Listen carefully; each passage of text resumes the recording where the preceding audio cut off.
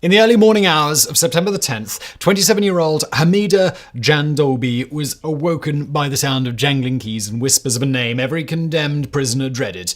The man from Paris is here. Prison guards then entered his cell and began the traditional condemned toilette. Djandoubi was dressed in a red sweater, the collar cut low with scissors to expose his neck. His hands and feet were bound with cords, and he was offered a final cigarette. Stalling for time, he smoked one, then another, but was denied a third. After knocking back a final shot of rum, he was led out of his cell and down the prison corridors, the floors padded with blankets to muffle his footsteps. He soon emerged into the prison courtyard, where the guillotine stood waiting, its blade glinting in the floodlights. The end came swiftly and efficiently. Djandoubi was thrown onto the guillotine's tilting bascule board, a wooden collar was snapped around his neck, and the executioner pressed a button, releasing the falling blade.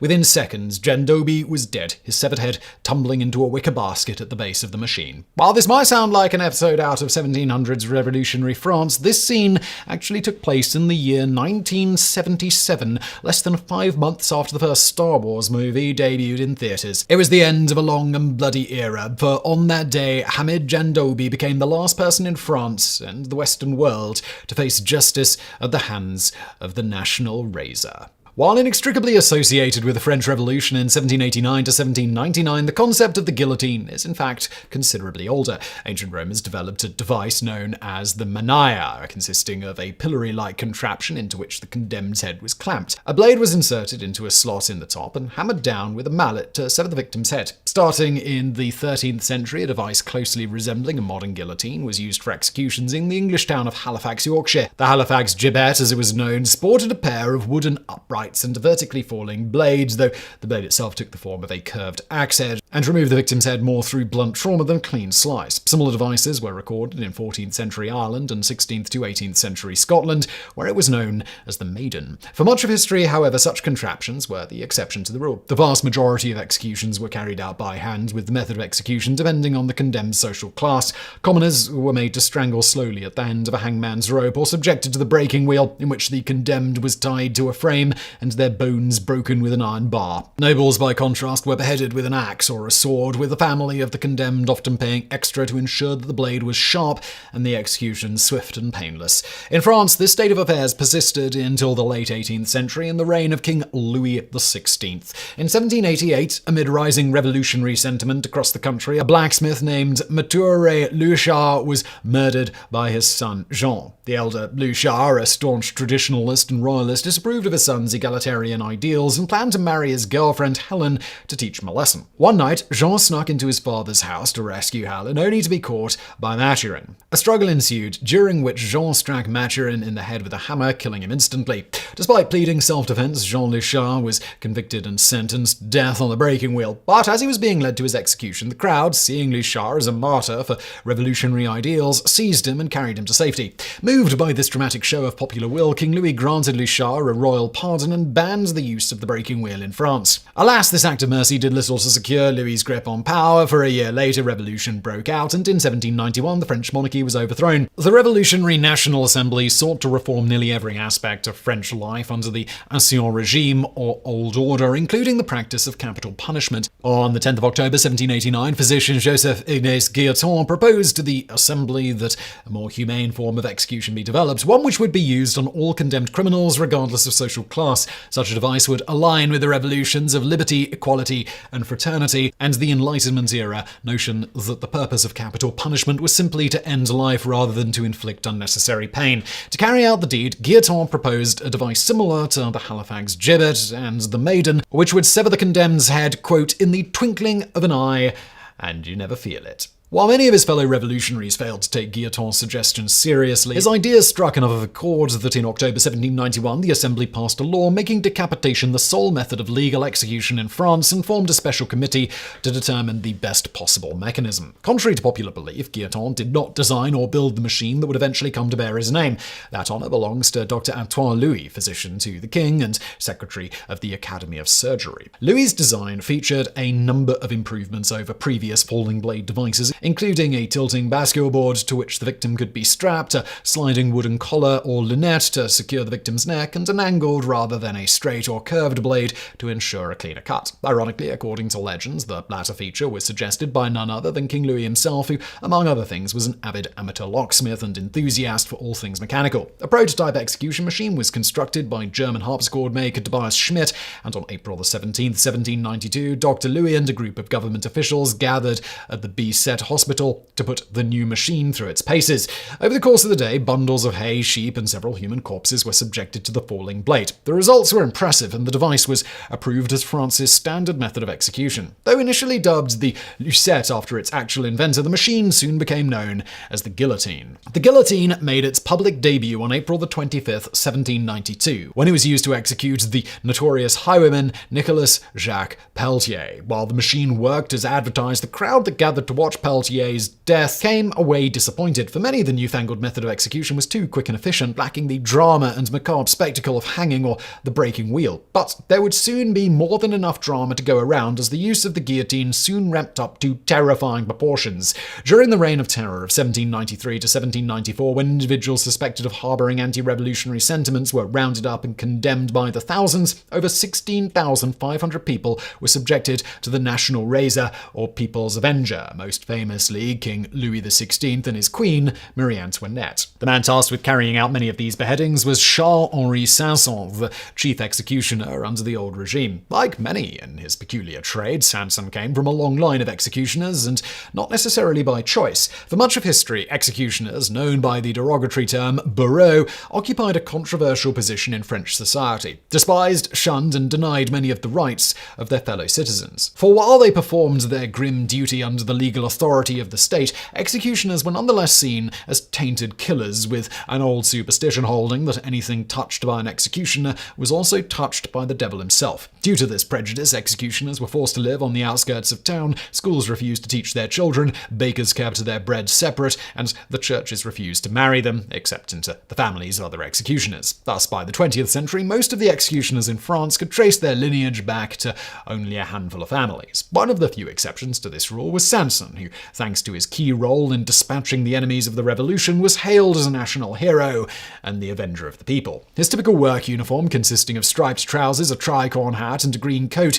became a popular men's fashion trend, while women wore tiny guillotine-shaped earrings and brooches. The end of the Terror brought a sharp reduction in the number of guillotinings, but the timbers of justice would remain France's standard method of execution for another 2 centuries. The guillotine was adopted by a number of other countries, including Belgium, Switzerland, Greece, Sweden, and Germany, where it was used well into the Nazi era. Between 1933 and 1945, the Third Reich beheaded nearly 16,500 prisoners, the most famous of which was 22-year-old Sophie Scholl, a member of the White Rose non-violent student resistance group. Arrested on February 18, 1943, for distributing anti-government pamphlets at the University of Munich, Scholl was subjected to a show trial before the Volksgerichtshof, or People's Court, convicted of treason and beheaded on February the 23rd at the Stadelheim prison. The guillotine was last used in West Germany in 1949 and East Germany in 1966, before being replaced by hanging and the firing squad.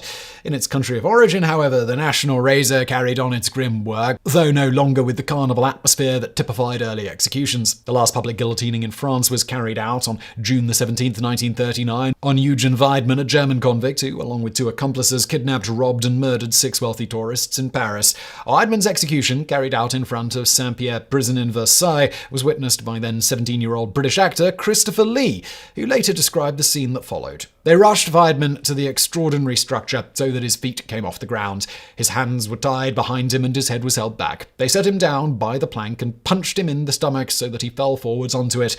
A strap went over his back. The plank tilted forward. In that instance, the knife fell, and I thought I would die myself. A powerful wave of howling and shrieking broke out from the crowd. Some rushed to the corpse and did not hesitate to soak handkerchiefs and scarves in the blood spread on the pavement as a souvenir. Disgusted by the crowd's hysterical behavior, French President Albert Lebrun declared that all future executions would be carried out behind prison walls out of view of the public. Only prison guards, the condemned's lawyers, and the prison chaplain would be allowed to witness the grisly spectacle. Between 1959 and 1977, France guillotined 32 men, including many members of the OAS, a right-wing terrorist organization who sought to assassinate President Charles de Gaulle for granting independence to France's former colony of Algeria. Over time, however, shifting public opinion led to the death penalty being handed down less and less often, with guillotine being reserved for only the most heinous crimes. The last 3 executions in French history took place in the mid-1970s, beginning with that of Christian Ranucci, a 22-year-old door-to-door salesman who, on June 3, 1974, kidnapped and beat to death 8-year-old Marie Dolores Rambler outside Marseille. Despite being a staunch opponent of the death penalty, French President Valéry Giscard d'Estaing refused to grant a stay of execution, and Ranucci was beheaded in Marseille's Beaumont prison on July 28, 1976. Ranucci's case was followed by that of 34-year-old Jérôme-Henri Carrier, who, on October 27, 1975, raped, strangled, and drowned 8-year-old Catherine Petit in the village of Arleux. Like Ranucci, he was denied a stay of execution, and he met his end by the guillotine's blade in Douai prison on June 23, 1977. And then came the case of Hamida Djandoubi. Born on September 22, 1949, in France's then colony of Tunisia, North Africa, Djandoubi moved to Marseille in 1968, where he worked in a grocery store. He later became an agricultural labourer and a landscaper, but in 1971 he suffered an accident in which his right leg became caught in the tracks of a tractor, resulting in most of the limb having to be amputated. While recovering in hospital, Djandoubi met 19-year-old Elizabeth Bousquet, and the two soon became a couple. However, Djandoubi quickly became aggressive and tried to force Bousquet into prostitution, causing her to file a police report against him in 1973. Djandoubi was arrested, convicted, and sentenced to 11 months in jail. Upon his release, Djandoubi gained the confidence of 2 15-year-old girls and forced them into prostitution. Then, on July 3, 1974, Djandoubi kidnapped Bousquet, drove her to his home, and proceeded to violently beat and burn her with cigarettes in front of the other girls. When the beating did not kill Bousquet, Djandoubi drove her to the outskirts of town, where he strangled her to death. As he later testified during his trial, "I put the scarf around her neck, and she didn't struggle when I began to choke her. I choked her for a few minutes, and then I asked for the flashlight so I could make sure she was really dead. At one point, for reasons I can't really explain, I kicked the girl's nose, but she didn't move." Upon returning to the house, Djandoubi warns the other girls not to tell anyone what they had seen, lest they suffer the same fate. 4 days later, a young boy discovered Elizabeth Bousquet's body hidden in a shed near the site of her strangling, while in August, Djandoubi attempted to kidnap another 15-year-old girl. This time, however, the girl managed to escape and report her abduction to the police, resulting in Djandoubi's arrest. The trial of Hamida Jandobi dragged on for nearly 4 years. Though Djandoubi confessed to the murder of Elizabeth Bousquet, his lawyers argued that he was not responsible for his actions. Djandoubi's 1971 amputation, they claimed, had driven him into a spiral of alcoholism and violent behaviour, such that he was no longer the same man that he'd been before the accident. Therefore, they argued Djandoubi should be found not guilty by reason of insanity and committed to a psychiatric institution. As one of his lawyers declared, "We've already cut off his leg. We are not also going to cut off his head." However, a psychiatrist acting as an expert witness for the prosecution testified that Djandoubi possessed a higher-than-average intelligence and posed a colossal danger to society.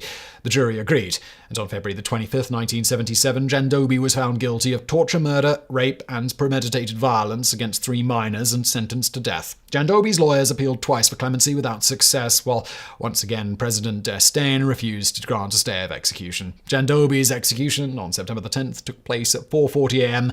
under the supervision of Marcel Chevalier, France's chief executioner. In 1870, the multiple regional executioners previously employed across the country were replaced by an executioner of high works, who was required by law to reside in Paris. The same law also outlawed the old slur "bourreau," making it a crime to refer to anyone by that name. Instead, the arrival of the chief executioner was announced with the sinister euphemism, "The man from Paris is here." But following Djandoubi's execution, Chevalier's curious occupation also faded into history. On October 9, 1981, shortly after the election of President François Mitterrand, the death penalty was abolished in France. This abolition would be enshrined into the French Constitution in 2007 in an amendment guaranteeing that no French citizen would ever be put to death again. After nearly 200 bloody years, the national razor had made its final cut.